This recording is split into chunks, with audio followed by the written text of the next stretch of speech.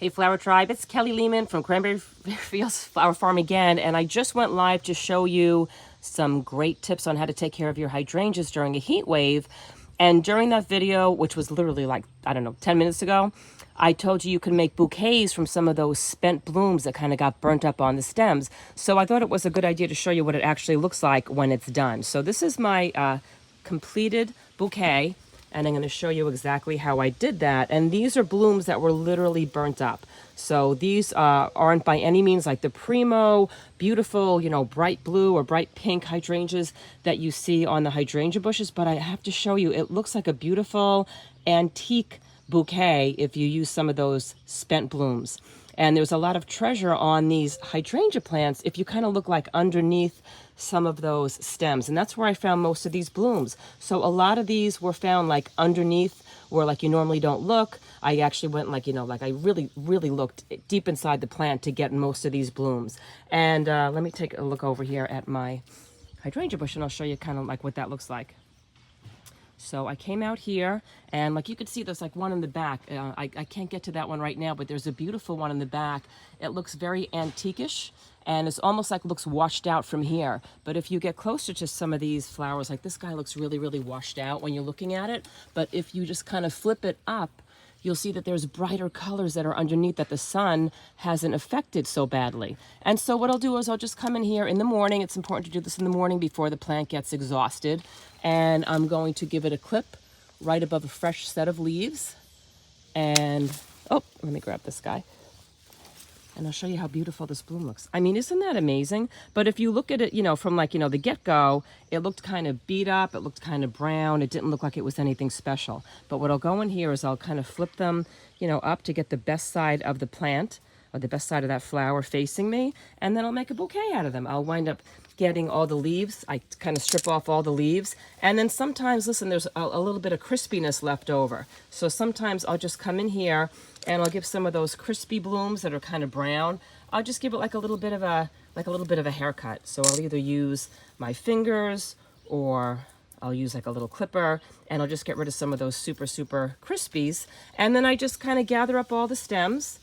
I mean, this is like one of the simplest bouquets you'll ever make. You just kind of gather all the stems in your hand. And I like to use more of the stems that have this like green on them, because some of the stems are wooded when you're looking at like some of your mop head, some of your endless summer. So some of the stems look like this, where it's more wood, and it's harder for the water to travel up a wooded stem than it is for this green stem. So a lot of times what I'll do is I'll know that I have to make a shorter bouquet and just give this a trim here so I can have that green stem, which will absorb the water better than this wooded stem. But what I'll do is I'll just kind of gather them up in my hand and I'll just put a little rubber band around them. So I'm trying to hold this away from me over here so you can see better. Hold on. Sorry about that. I'm like filming and making the flowers with one hand. So I'll just kind of gather them up. I'll put a little rubber band around them. And then this is like the finished product. But for the most part, these are all blooms that I think most people would have walked past thinking that, they were no longer beautiful. They were all kind of burnt up. They were kind of fizzled. But if you look at them in an arrangement, they look really beautiful. They look like something you might see in like your grandparents' house, or just that really beautiful Victorian look. And I'll give you a better close-up over here. But most of these I did find deep inside the hydrangea bush. So I'll show you some more over here. So here's another good example. So this guy looks really beat up. He looks really brown, not much going on. But if you flip underneath, you see there's like more colors. Well, this guy wasn't that spectacular, but still. Let me find a better one. Hold on. Oh, here's a perfect one. So when you're looking at this hydrangea bush, it almost looks like everything's, had it, it's done, it's spent. But if you come closer and you look deep inside the plant, this is a gorgeous bloom. I mean, look at this. Look at these colors. So if you really do like a little bit of a treasure hunting inside, you're going to wind up finding these gorgeous, gorgeous blooms. And then it's just so easy to just, strip off the leaves, put a little rubber band around them, put them in some fresh water. And what's nice about these blooms is they're probably going to dry. They're going to dry into like a nice dried flower because they're already semi-dried on the stem.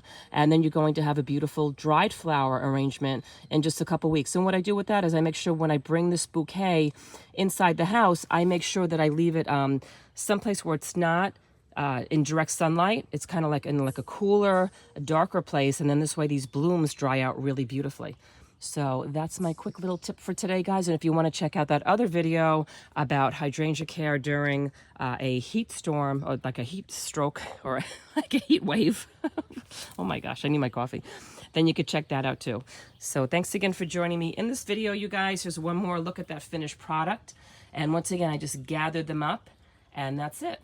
Okay, if you cut a bloom this year, will the stem... Oh, I missed that question. Sorry about that. But I am glad that you brought that up, just even though I missed most of that question. Guys, you're not going to want to cut from your hydrangea bushes, especially like your Nikos and your endless summer, anytime past like August 1st, because a lot of these flowers from next year are going to start to be put in place on this old wood stem. So if you want to do any kind of cutting, if you want to do any kind of bouquets, I would do it now up until like the beginning of August. And then after August, I would not be cutting them back, because next year's flowers will be put in place on some of these wooded stems. And that goes for like your Nikos, for your endless summer. It's a different story with your limelight hydrangeas and your Annabelles, because those flowers come in on new growth next spring. But if you're going to do any kind of bouquet making, now is the time to do it. But not so much after August.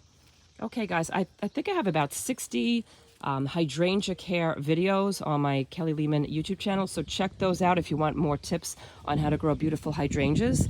And yeah, one less view with this pretty little antique guy. And I will see you guys in the next video. Guys, let me know where you're viewing this from and what the weather's like by you. It's about 100 degrees today in Cranberry, New Jersey. And I'm just really curious what the weather's like in your garden. So I'll see you guys soon. Take care.